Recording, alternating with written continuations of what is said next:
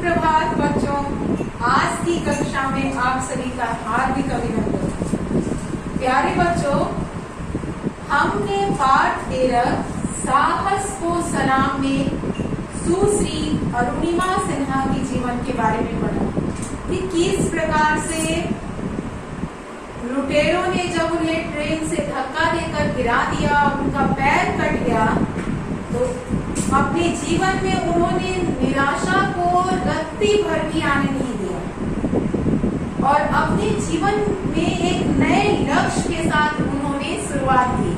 अरुणिमा सिन्हा पहले national level की footballer थी। बाद में पैर कट जाने के कारण लोग उनको सांत्वना देने आने लगे कि अब तुम कुछ नहीं कर सकती हो, लेकिन अरुणिमा सिन्हा ने लोगों को जवाब देने के लिए और ईश्वर को धन्यवाद देने के लिए कि शायद ईश्वर ने उनके लिए कुछ और अच्छा सोच कर रखा है और अपने लक्ष्य को निर्धारित किया एवरेस्ट के शिखर पर चढ़ाई करने की। और इस प्रकार से विश्व की प्रथम विकलांग की श्रेणी में अरुणिमा सिन्हा ने अपना नाम अमर किया। बच्चों, हमें भी अपने जीवन में कुछ न कुछ लक्ष्य निर्धारित अवश्य करना चाहिए। इस भीड़ भरी दुनिया में हम कहीं भी खो जाएंगे। हमारे नाम के सैकड़ों बच्चे हैं, हमारी उम्र के सैकड़ों बच्चे हैं। क्या हमारी यही पहचान है? हमें भी अपनी कोई न कोई पहचान बनानी चाहिए। जैसे आज हम अरुणिमा सिन्हा की कहानी पढ़ रहे हैं, बछेंद्री पाल की कहानी पढ़ते हैं, उसी तरह से कई ऐसे सितारे हैं, महापुरुष हैं, जिनकी गाथाएं पढ़कर हम खुश होते हैं। तो हमें भी जीवन में कुछ न कुछ ऐसा लक्ष्य निर्धारित करना चाहिए कि हमारा भी नाम दुनिया के सामने अलग दृष्टि से देखा जाए, लोग हमें पहचाने, हमारे अच्छे कर्मों के कारण लोग हमारे पहचाने। तो बच्चों, हमने इस पाठ को पढ़ लिया है। अब इस पाठ के प्रश्नोत्तर को आज हम देखेंगे कि हमें किस प्रकार से इस पाठ का प्रश्न करना है। बच्चों, पहला प्रश्न है, अशोक कक्ष में उद्घोषक ने अरुणिमा सिन्हा का नाम क्यों पुकारा? तो इस प्रश्न का उत्तर आपको मिलेगा पृष्ठ संख्या 76 में। उद्घोषक ने देश के चौथे सर्वोच्च सम्मान पद्मश्री के लिए मेरा नाम पुकारा।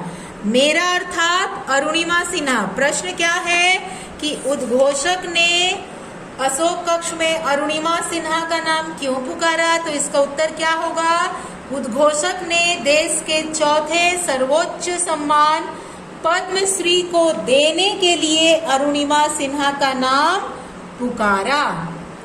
दूसरा प्रश्न, पूरा अशोक हॉल करतल ध्वनि से क्यों गूंज उठा? तो इसका उत्तर भी इसी पृष्ठ में आपको मिलेगा। अरुणिमा सिन्हा विश्व की प्रथम महिला पर्वतारोही, जिन्होंने अदम्य साहस का परिचय देते हुए विकलांगता के बावजूद विश्व के सर्वोच्च शिखर माउंट एवरेस्ट पर विजय प्राप्त की।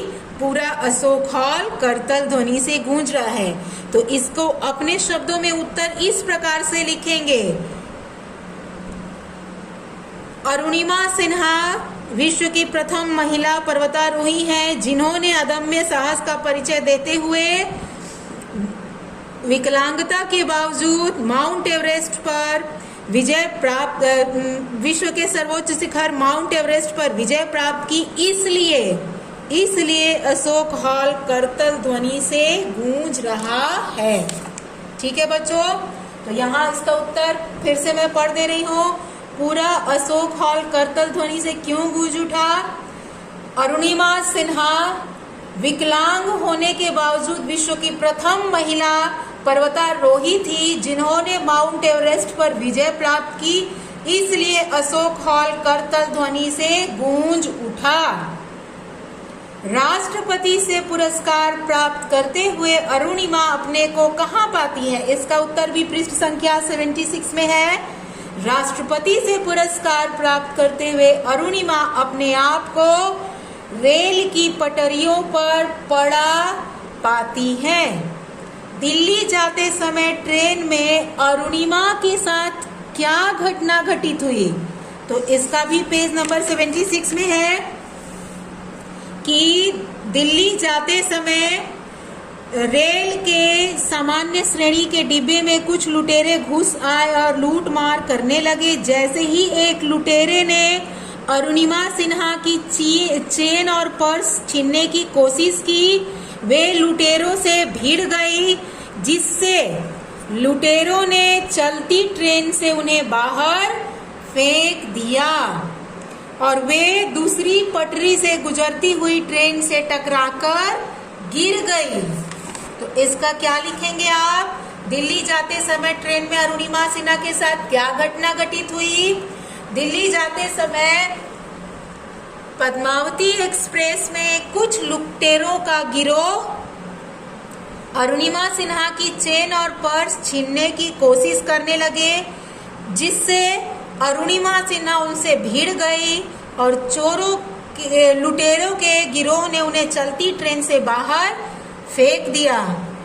अस्पताल के बिस्तर पर पड़े हुए अरुणिमा ने क्या संकल्प लिया और ईश्वर से क्या कहा? तो इसका उत्तर आपको मिलेगा पेज नंबर 77 में। अस्पताल के बिस्तर पर पड़े हुए अरुणिमा ने संकल्प लिया दुनिया के सर्वोच्च शिखर माउंट एवरेस्ट पर अपने चरण चिन्ह अंकित करने का, और उन्होंने ईश्वर से कहा, तूने मुझे विकलांग बनाया है, मैं यह चुनौती स्वीकार करती हूँ। अब यह विकलांग विश्व की सबसे ऊंची चोटी पर ही तुझे धन्यवाद देगी। तो बच्चों, इसका इस प्रकार से उत्तर लिखेंगे। अरुणिमा सिन्हा ने अस्पताल के बिस्तर पर पड़े हुए संकल्प लिया दुनिया के सर्वोच्च शिखर माउंट एवरेस्ट पर अपने चरण चिन्ह अंकित करने का, और उन्होंने ईश्वर से कहा, तूने मुझे विकलांग बनाया है, मैं यह चुनौती स्वीकार करती हूँ। अब यह विकलांग विश्व की सबसे ऊंची चोटी पर ही तुझे धन्यवाद देगी। अस्पताल से लौटकर अरुणिमा किससे मिली और उन्होंने उनसे क्या कहा?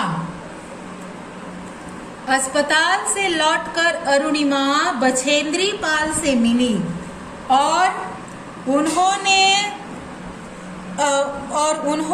अरुणिमा सिन्हा की पीठ थपथपाकर कहा, एक दिन तुम्हारा लक्ष्य तुम्हारे कदमों में होगा, तुम्हारा हौसला माउंट एवरेस्ट से कहीं बड़ा है। बच्चों, यह प्रश्न संख्या 6 का उत्तर है। अस्पताल से लौटकर अरुणिमा बछेंद्री पाल से मिली और उन्होंने अरुणिमा सिन्हा की पीठ थपथपाकर कहा, एक दिन तुम्हारा लक्ष्य तुम्हारे कदमों में होगा, तुम्हारा हौसला माउंट एवरेस्ट से कहीं बड़ा है। सफलता का राजमार्ग क्या है?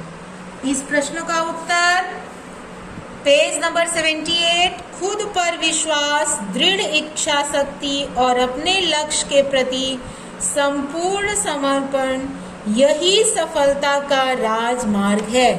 तो बच्चों, इस पाठ के जो मुख्य प्रश्न थे यही थे। अब आगे देखिए बहुवैकल्पिक प्रश्न। अरुणिमा दिल्ली कब जा रही थी? 12 अप्रैल 2011। अरुणिमा को पद्मश्री सम्मान किस वर्ष में मिला? 2015। और यह वर्ष 2015 में अरुणिमा लखनऊ से दिल्ली किस ट्रेन से जा रही थी? पद्मावती एक्सप्रेस से। अरुणिमा ने एवरेस्ट पर कब जीत प्राप्त की? 21 मई 2013। तो बच्चों, ये है मुख्य प्रश्न और मैं आशा करती हूँ कि आप सभी को यह पाठ समझ में आ गया होगा। इस पाठ के शेष प्रश्नों पर हम आगे चर्चा करेंगे। अभी तक के लिए बस इतना ही आपको करना है। आपने शब्दार्थ कर लिया होगा। शब्दार्थ के साथ आपको इतने प्रश्नों के उत्तर करने हैं। तो बच्चों, आज की कक्षा के लिए इतना ही। धन्यवाद।